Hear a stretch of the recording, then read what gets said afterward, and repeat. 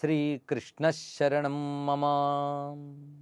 బృందావనంలో శరద్వేళ గోపికలందరూ కూడా కృష్ణ పరమాత్మని శరణ వేడినప్పుడు వారిని కృష్ణుడు అనుగ్రహించి ఆ బృందావనంలో ఆ శరద్రాత్రి పూర్ణిమ కాంతిలో విహరిస్తున్నాడు. ఈ విహరిస్తున్న వైనాన్ని వర్ణిస్తూ నారాయణ తీర్థుల వారు ఒక అద్భుతమైన శ్లోకాన్ని ఇక్కడ అందించారు. ఇది ధ్యానయోగ్యమైన ఒక శ్లోకం. ఇది పైగా ఇది మంత్రమయమైన శ్లోకం కూడా. పైగా ధ్యానానికి యోగ్యమై మంత్రమయమైనటువంటి గోపాలకృష్ణ విశేషం ఇందులో కనిపిస్తున్నది. మధ్యే కృష్ణం మరకతమణిఛాయమిచ్ఛావిహారం కృత్వా గోప్యః కువలయదృశో నాయకం వేష్టయంత్యః గాయంత్యస్తం సరసవచసా దాస్యభావం భజంత్యః బృందారణ్యే మణయ ఇవతాః పద్మరాగా ఇవాసన్. మధ్యలో కృష్ణ పరమాత్మ, చుట్టూ గోపకాంతలు. ఈ వైనం ఎలా ఉన్నదంటే ఆ గోపకాంతలు కృష్ణుని చూస్తున్నారు.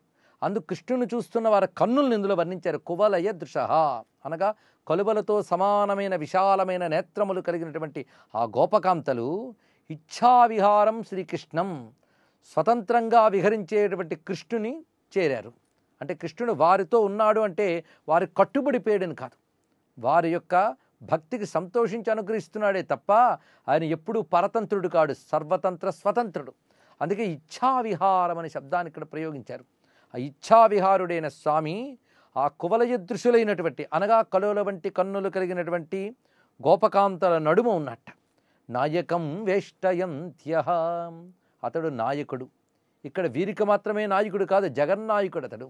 జగన్నాయకుడైన శ్రీకృష్ణుడు గోపికానాయకుడుగా గోపీజన వల్లభుడుగా అక్కడ ప్రకాశిస్తూ ఉండగా ఆయనను చుట్టుకుని వేష్టయంత్యః అంటే ఆయన చుట్టూ వీరందరూ ఉన్నారు. ఈ దృశ్యం ఎలా ఉన్నదంటే పైగా వారు ఆ కృష్ణ పరమాత్మని దాస్యభావం భజంత్యః, దాస్యభావాన్ని ఆశ్రయించి కొలుచుకుంటున్నారు. దాస్యభావం అంటే సర్వ అహంకారమును విడిచిపెట్టి పరమాత్మని ఆశ్రయించడం. పైగా ఆ దాస్యభావంలో ఉంటూ ఆ పరమాత్మని దర్శిస్తూ ఆ సాంగత్యానికి సంతోషిస్తూ గానం చేస్తున్నట్ట. గాయంత్యస్తం సరసవచస, రసమయమైన వాక్కులతో ఆయన్ని గానం చేస్తున్నారు. గానం ఎప్పుడూ కూడా అనుభూతిలోంచి వస్తుంది. ఆ కృష్ణ పరమాత్మకి దాస్యం చేస్తూ ఆ దాస్యం వల్ల కలిగిన కృష్ణానందాన్ని వారు తిరిగి వ్యక్తీకరిస్తున్నారు. అదే గానం అంటే. అలా గోపికలు గానం చేస్తూ స్వామిని ఆశ్రయించి బృందారణ్యంలో ఉన్నారు. అప్పుడు గోపకాంతల నడుమ కృష్ణ పరమాత్మ ఏ విధంగా ఉన్నాడంటే బృందారణ్యే మణయ యువతాః పద్మరాగా ఇవాసన్. ఆ బృందారణ్యంలో వీరు పద్మరాగమణుల వలె ఉన్నారు గోపికలు.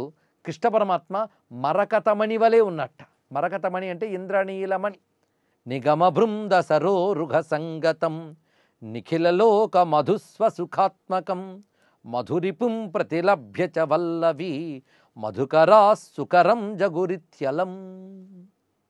ఇక్కడికి వచ్చేటప్పటికల్లా కృష్ణ పరమాత్మ ఏ విధంగా ఉన్నాడు అంటే అమృతం వలె ఉన్నాడు, మకరందం వలె ఉన్నాడు అన్నారు. అయితే మకరందము తేనె అంటే అది కుసుమంలోంచి లభించాలి. కృష్ణుడు మకరందం వలె మధురంగా ఉన్నాడు నిజమే, అని ఏ కుసుమంలో లభిస్తాడైతే అంటే నిగమ బృంద సరోరుహ సంగతం. నిగమ బృంద సరోరుహం వేద సమూహములు అనబడేటటువంటి ఒక పెద్ద పద్మంట. అనేక రేకులతో పద్మం ఎలా ఉంటుందో అనేకములైన జ్ఞాన శాఖలతో వేదం అలా ఉంటుంది. అలాంటి ఆ వేద సమూహం అనబడేటువంటి మహాపద్మంలో ఉన్నటువంటి తేనె వలె ఉన్నాడు పరమాత్మ. అయితే అక్కడ మాత్రమే ఉన్నాడా అంటే నిఖిలలోక మధుస్వసుఖాత్మకం, సకల లోకములకు ఈయన మధువు వంటి వాడు అన్నారు. ఇక్కడ వేదముల యందు సారవస్తువై ఉన్నది ఆయనే, సమస్త లోకంలో కూడా సారవస్తువతడే, ప్రపంచ సారం పరమాత్మ. అది నిఖిల లోక మధువు, సమస్త లోకమునకు మధువైన వాడు. సృష్టిలో తియ్యని వస్తువు ఏదంటే ఆనందమే. ఈ ప్రపంచంలో సారవంతమైన ఆనందం పరమాత్మయే. అందుకే నిఖిల లోక మధు. అయితే ఈ మధువు ఎక్కడ లభిస్తుందంటే స్వసుఖాత్మకం. చాలా గొప్ప శబ్దం ఇది. ఇది ఉపనిషత్ సంస్కారంతో పలికినటువంటి పదం ఇది. స్వసుఖాత్మకం, స్వసుఖము అనగా స్వాత్మానందము అని అర్థం. సృష్టిలో ఆనందకరమైన వస్తువు ఎక్కడో బయట లేదు, నీలోనే అఖండమైన సచ్చిదానంద ఆత్మవస్తువుగా లోపల ఉన్నది. అది స్వసుఖం, అది స్వాత్మానంద లవీభూత బ్రహ్మాద్యానంద సంతతి అని లలితాశాస్త్రం చెప్తున్నది.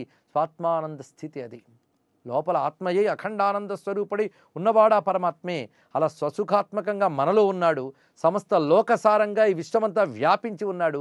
ఆయనయే నిగమ బృంద సరోరుహ సంగతం, వేదముల్లో తత్వామృతంగా దాగి ఉన్నాడు.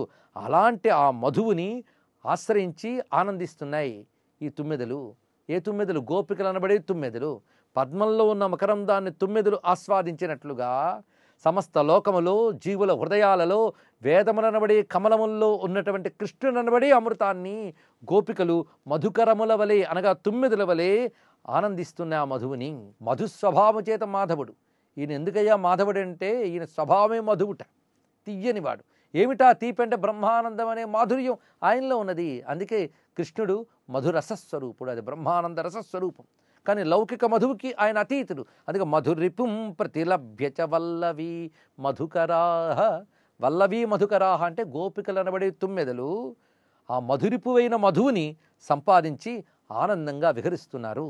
అలం అంటే సంపూర్తిగా, తృప్తిగా, అలాంటి చాలినంత ఉత్సాహంతో గానం చేస్తున్నారు. వారికి లభించిన భాగ్యాన్ని ఇక్కడ గానం చేస్తున్నారు. ఇంతవరకు వారి ప్రేమను వ్యక్తం చేశారు, కృష్ణు నుంచి దయని యాచించారు. ఇప్పుడా వారు పొందినటువంటి ఆ సౌభాగ్యానికి పరవశించి అనుభూతిని వ్యక్తీకరిస్తున్నారు కేదారగౌడ రాగంలో, తరంగంలో. వనభువి గోపాల విహరంతం వల్లవ యువతీ జనవలయ భాస్వంతం వనభువి గోపాల విహరంతం. ఆ వనభువిలో అనగా బృందావన భువిలో గోపాలునితో విహరిస్తూ వల్లవ యువతి అంటే గోపకాంతలు ఆనందిస్తున్నారు. ఆ గోపకాంతల నడుము ప్రకాశిస్తున్నాడు కృష్ణ పరమాత్మ. అందుకే వల్లవ యువతి జనవలయ భాస్వంతం. వలయం అంటే గుండ్రని ఆకారం. గోపికలందరూ గుండ్రముగా ఉండగా వాటి నడుమ కృష్ణ పరమాత్మ నాడు. నిగమ సరోరుహ నిత్య సంగత మధుహరాత్మత ఏహ సముదితం అగణిత గోధనమపరిమితానందం ఆనందకరమరేషుతురపితం వనభువి గోపాల విహరంతం. నిగమ సరోరుహ నిత్య సంగత మధు, వేదాలనబడేటువంటి పద్మంలో ఎప్పుడూ ఉండే మధువితడు. ఆ మధువే మధుహరుడయ్యాడు అనగా మధుసూదన రూపం ధరించి ఇక్కడ కృష్ణ రూపంతో అవతరించాడు. అందుకు వేదముల్లో ఏ మధువు చెప్పబడుతున్నదో పరబ్రహ్మ అదే మధుహరుడు అనగా మధుసూదనుడైన విష్ణువు. ఆయనే ఇక్కడ కృష్ణుడై అవతరించాడు. అనగా 3 భావములు ఇక్కడ వచ్చాయి. ఇక్కడ సర్వం శ్రీకృష్ణ చరణారవిందార్పణమస్తు.